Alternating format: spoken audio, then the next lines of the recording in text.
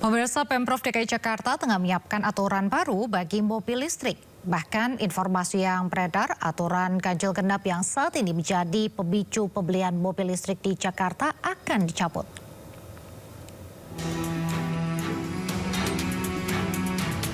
Masa bulan madu bagi kendaraan listrik berakhir. Melalui peraturan Menteri Dalam Negeri terbaru, kendaraan listrik baik mobil maupun motor tidak lagi menikmati bebas pajak. Per April 2026, kendaraan listrik harus bayar pajak sama seperti kendaraan jenis BBM. Insentif pajak masih bisa diberikan, tapi jika ada kebijakan khusus dari pemerintah daerah masing-masing. Selain tidak kebal pajak, kendaraan listrik juga tidak lagi bisa melenggang bebas di jalanan Jakarta setiap saat. Gubernur Jakarta Pramono Anung menyatakan tengah mengkaji aturan ganjil genap bagi kendaraan listrik. Kendaraan listrik ini kan dapat fasilitas ganjil genap, pajaknya 0%, dan tentunya pemerintah di Jakarta melihat setelah adanya Permendagri ini kami akan mengambil keputusan mengenai kendaraan listrik di Jakarta. Ditopang banyak subsidi pajak, industri mobil listrik tanah air melesat dalam 2 tahun terakhir. 3 bulan pertama tahun ini, penjualan mobil listrik mencapai 33.150 unit, melonjak 95,9%. Bahkan sepanjang 2025, penjualan mobil listrik menembus hampir 104.000, melonjak 141% dibandingkan tahun 2024.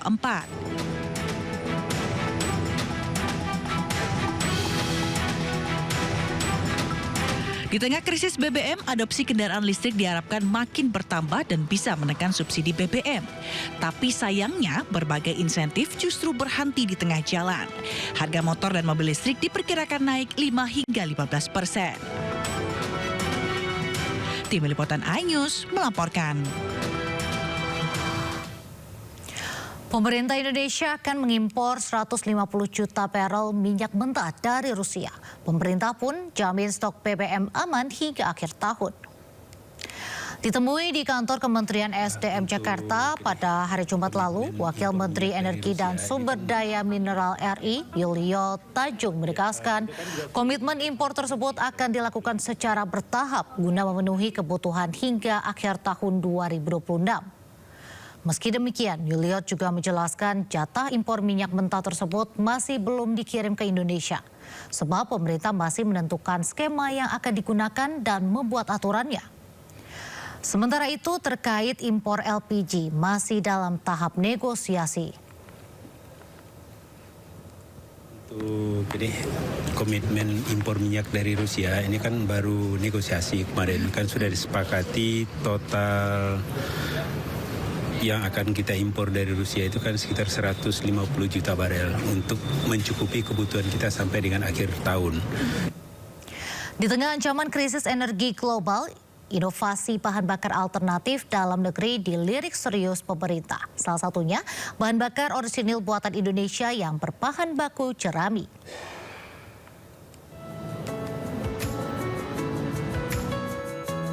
Direktorat Jenderal Minyak dan Gas Bumi, Kementerian Energi dan Sumber Daya Mineral (ESDM) kembali menggelar pertemuan dengan produsen bahan bakar alternatif Bobby Boss. Pertemuan merupakan tindak lanjut pertemuan awal pada 14 April lalu untuk mematangkan rencana pengujian. Dalam pertemuan dengan pihak ESDM, pihak Bobby Boss menyatakan akan melakukan uji fungsi. Nantinya akan ditentukan Bobby Boss masuk kategori bahan bakar minyak BBM atau bahan bakar nabati biofuel BBN.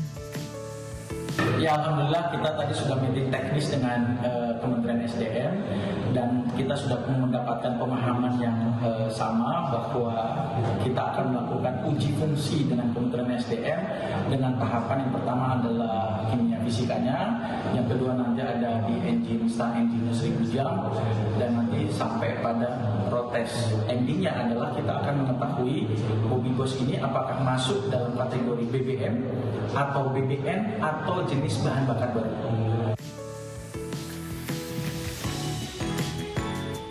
Pihak Kementerian ESDM menyatakan pemanggilan ini untuk mematangkan pengujian laboratorium serta memastikan standarisasi. Sementara detail pengujian dilakukan Lemigas.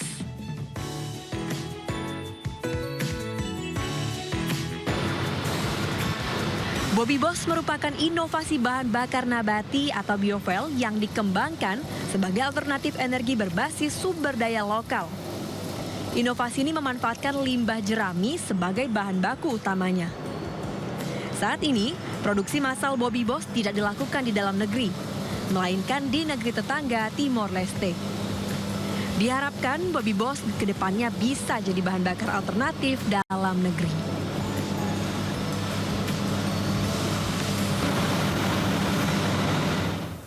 Stok minyak kita di sejumlah pasar tradisional di kota Yogyakarta mulai menipis. Kondisi tersebut mengakibatkan harga minyak kita melonjak tajam dari Rp18.000 menjadi Rp22.000 per liternya.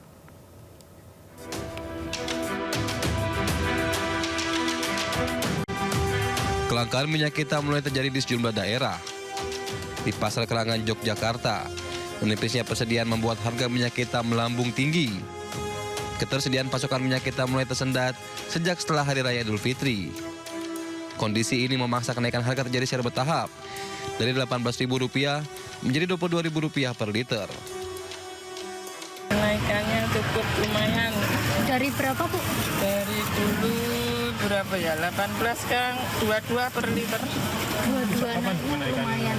Bulan-bulan ini ya. Bulan-bulan ini. Iya. Setelah Lebaran tuh, Bu? Iya, setelah Lebaran. Kalau untuk stoknya gimana? Stoknya tinggal dikit, nggak ada stok. Susah nyarinya, langka. Pemerintah mengklaim menipisnya stok minyak kita terjadi karena sebaran yang semakin meluas dan banyaknya permintaan di pasaran. Warga berharap adanya kebijakan dari pemerintah untuk menurunkan harga demi memenuhi kebutuhan. Dari Yogyakarta, Gunanto Farhan, iNews melaporkan.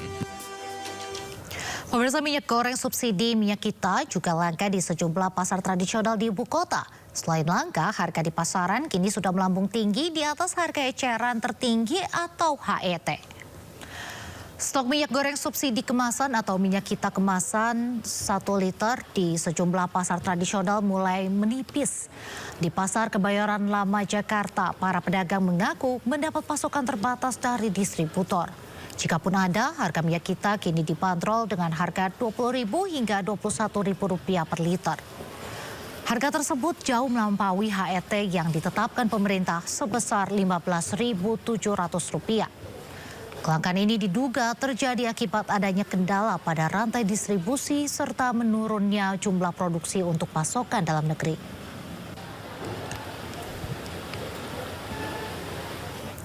Harga kedelai, bahan baku tempe dan tahu juga melonjak tinggi. Di sejumlah pedagang pun terpaksa memperkecil ukuran tahu dan tempe di Cimahi, Jawa Barat. Sementara di Kabupaten Bogor banyak perajin tahu dan tempe yang mengeluh. Sebagian pelaku usaha menghentikan aktivitasnya.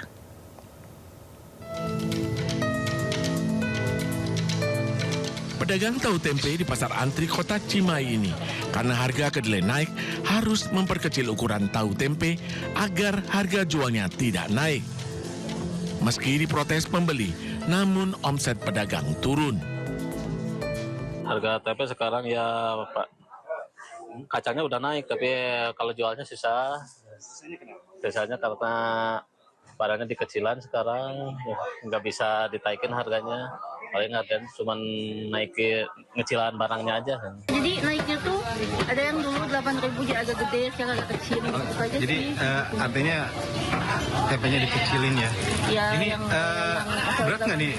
Berpengaruh nggak dengan dikecilin ini? Kalau berpengaruh pasti. Di sentra produksi Lebak Talun Parung Panjang Kabupaten Bogor, akibat harga bahan baku kedelai naik, perajin tahu tempe mengeluh dan menghentikan aktivitasnya. Beberapa pengrajin tahu tempe memperkecil ukuran tempe untuk bertahan.